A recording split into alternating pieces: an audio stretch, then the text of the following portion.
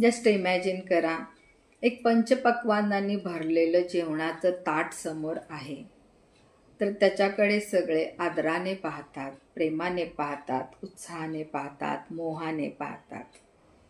पण काही वेळानं ते कोणीतरी ताट जेवून तिथून उठून गेलं की नंतर ते खरकट ताट खराब वाटू लागतं, वाईट वाटू लागतं.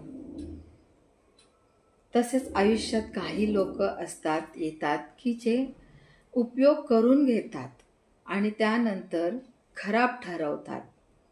तर त्याच ताटानं कोणाचं तरी पोट भरलेलं असतं, पण नंतर त्या ताटाला नावं ठेवले जातात, खराब समजलं जातं.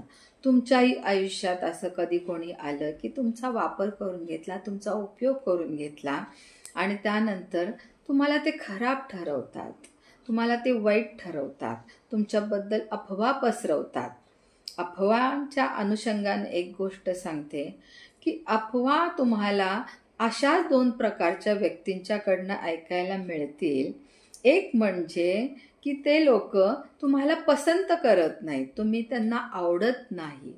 आणि दुसऱ्या प्रकारचे लोक म्हणजे त्यांना तुमच्यासारखं बनायचं असतं, पण ते बनू शकलेले नसतात, त्यामुळं ते अफवा पसरवतात.